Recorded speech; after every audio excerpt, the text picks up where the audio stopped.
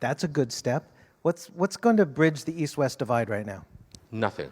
When the number one country in the world, America is not the strongest country in the world today. No. America is the strongest country ever mankind has ever seen. And when the United States want to beat up on China, and you try to make that relationship better, you're going against the U.S. government. You think you will succeed? I don't think so.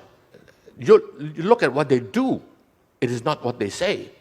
They just instigated the Canadians to leave to leave the AIIB.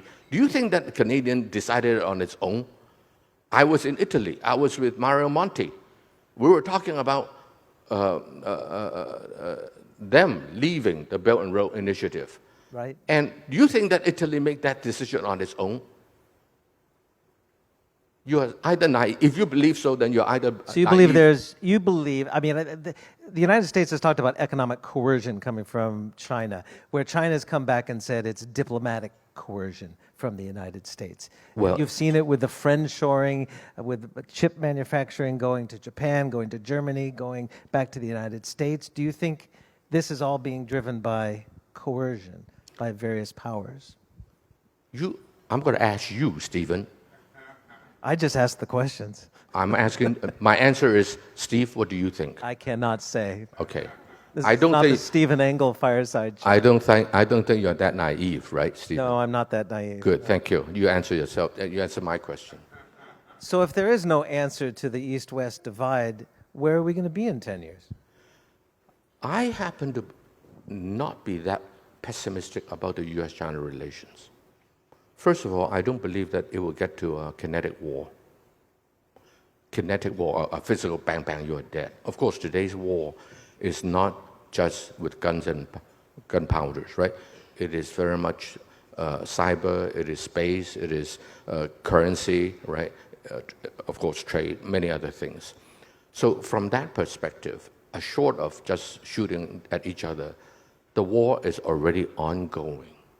Anybody who doesn't know that the war has been ongoing for the last many years is frankly a very, very naive individual. So, you know, we are already in the thick of it.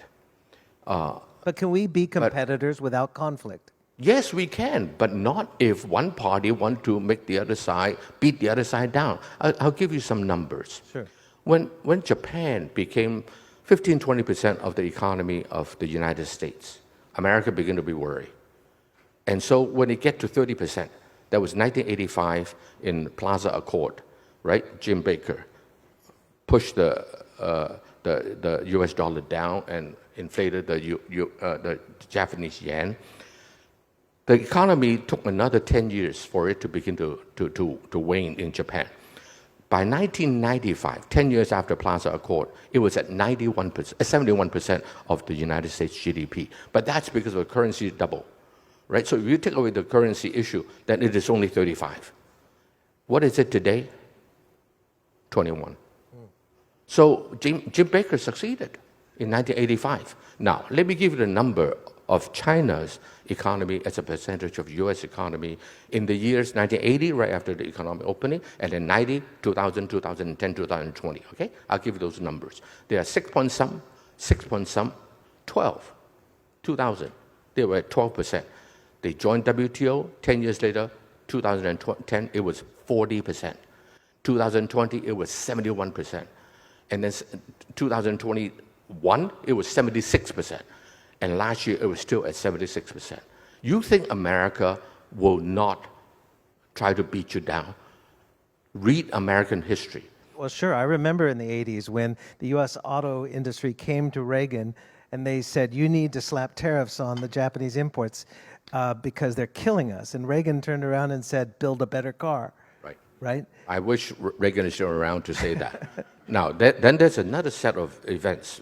1993, there's a white paper on Asia Pacific in the United States that says that China was America's #1 enemy. That's 30 years ago, 1993. 1993, the same year, there was the Yinhe incident. You remember the boat, the ship, Yinhe in Indian Ocean, right? And then 1996, it was Taiwan's situation, Taiwan Strait situation, where two aircraft carrier outgunned the entire PLA. You wonder how come the PLA has to develop a blue water navy, right? And there's 14 at that time, 14 aircraft carriers, and two outgunned the entire PLA. That's 1996. 1999, bombed the Belgrade embassy. 2001, there was the EP-3 spy plane, right? I asked Bob Gates a couple of months ago, I said, how come all these things are happening on the coast of China? What if it's happening in the coast of California and Oregon, right? What will happen? He said, oh, we abide by international law. Okay, so if somebody else abide by the international law also, but they're in the California coast, what would you do? Now, mind you, all those things are military actions. So 93, 96, 99, 2001. And then you have pivot to Asia, you have Donald Trump, right?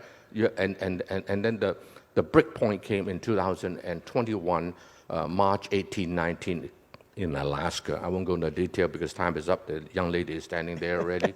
So nobody wants us to end. So the China has given up hope. The Alaska meeting, let me tell you about this, because they want to know if there's any chance to restore relationship. And we all know what happened in Alaska. It was horrible. Yeah, it was just, they sat across the table from each other and lectured each other. Well, it started by Blinken. And so the Chinese know all hopes are gone in case there's something that happened militarily or otherwise with the United States that is really undesirable. They were thinking for the worst. And so since 2021, 2021, March 18, 19, 28, 29th, I think it was, in 1819, before Biden was in the White House in less than 2 months, they urgently want that meeting, and I believe that was the straw that broke the camel's back, so to speak. And from that point on, all hopes are gone. Do we have time for questions? All right. I think everyone wants to hear from it. I'm keeping you from the cocktails, but yes, there's their microphone for him. I have 2 children, grew up in Hong Kong, now graduating from U.S. colleges. And if I want to tell them, you should come back to Hong Kong, what should I tell them?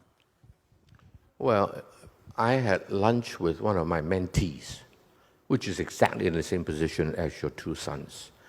And frankly, I told my mentee, I'm her mentor, okay? I said, I really feel very comfortable in developing economy. That's where the opportunities are. I was in Egypt, I was in Saudi Arabia, I was in Israel. And so the problem, I think, is that it's very easy for young people to aspire to a more comfortable life, a certain style, a certain culture. It's very appealing to young people. And we all had that dream, our age, if you have children who are now 22, and it's very appealing. But where are the economic opportunities?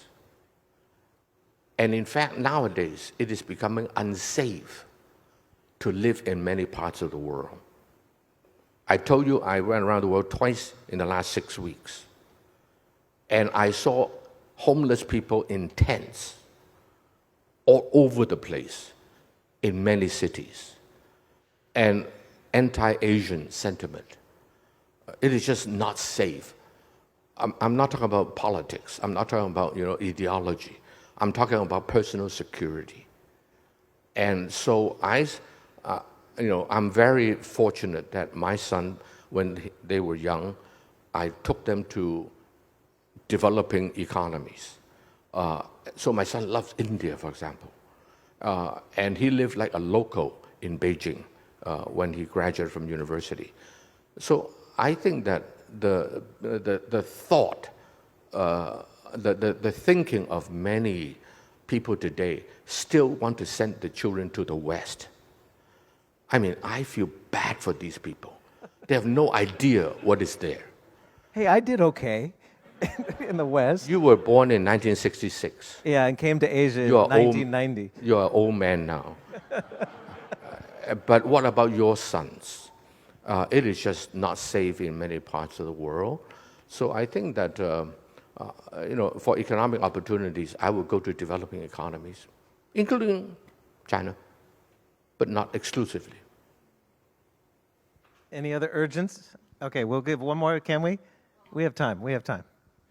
So my question is, U.S. and China relationships sounds like we are not lost in translation, but lost in hope. So basically, we have to prepare for the worst. So what the worst situation could be in foreseeable future? So you have to prepare for the worst, right? And the worst can be anything. But I am hopeful that the Chinese are very rational. Consider the following fact. 10 years ago, it is unimaginable that a junior congressman in the United States can visit Taiwan. Unimaginable. Several months ago, Nancy Pelosi, as the Speaker of the House, went there. What did China do? Nothing. Until she left. She left, you tighten the ring, so to speak, right? Notice that there's no accusation from around the world for what Beijing did. And so people ask me the question, they said, is what's happening in Taiwan Strait today hastening the return of Taiwan or delaying it? I said both. Hastening it in the sense that once there is opportunity for Beijing to do that, given the cost, the international cost, just like that Nancy Pelosi, nobody criticized them, right? You bet Beijing would take it back next time possible. In the old days, Beijing may still think, well, in the long run, are there advantages to us if we wait another 10 years, 20 years, 30 years, right? No more thinking. No, not possible. Next time there's an opportunity, they will take it. So in that sense, it's hastening it. But is it delaying it? Possible. Because of what America is trying to do. It's trying to stir up trouble in China. And China is so far very cool-headed not to fall into that trap. And that is not reacting, not overreacting. But you can also not react. If you not react, you will invite a lot more, scorpions and mice and everything else that will come out of that closet. So they have to react. But they have to react in a wise way, like the way they handled the Nancy Pelosi visit. And so I think that I personally am, on balance, when you analyze all the factors that I know of, I came to the conclusion that we should be able to prevent a actual war, but it doesn't mean that economic, and I don't think that China needs to go to war. There's a lot of economic means, a lot of cultural means, a lot of social means. There are many other ways to skin a cat. And so I think that China hasn't really used any of those economic means yet, right? So I think that I'm hopeful. And there's another aspect, another side of it, and that is I do believe that America is forcing itself to withdraw from the global sea. I just came back from the Middle East. I went there 3 times in the last 6 weeks. And both the Egyptian, the Israeli, the Saudi Arabian, the UAE, all tell me that America is no longer a force to contend with in that part of the world. I believe that, I know that I'm being very controversial, but I have my rationale. I don't have time to tell you that in Europe, America will also, sooner or later, retreat from it. The Ukraine war delayed that process, but it cannot reverse that process. So I think that America, and I tell Beijing friends, I said, don't think that the U.S. is waning. It's a very dangerous assumption to make. Okay? America is not waning. America is one of only 2 countries that can choose to close the doors and live. And the other country will live miserably, and that's Russia. The country that can live relatively happily is the United States. Nobody has that right. China needs energy. China needs food security, right? Whereas the United States has everything. And the technology, the universities, the economic system, it is still the most strongest in the world. So if you think that the United States is waning just because they are retreating, you are making a big mistake. And mind you, America was never founded on internationalism. America was founded in isolationism. Monroe Doctrine of 1823, exceptionalism of the 19th century, Roosevelt corollary of 1904, not joining the League of Nations, the trade retreating in the 1920s. America is a country that is rooted in isolationism. So if America, it was only forced out because of World War II. So if America were to retreat back to isolationism to some form or another, what's so new? Read history. I think another round of applause for Ronnie Chan.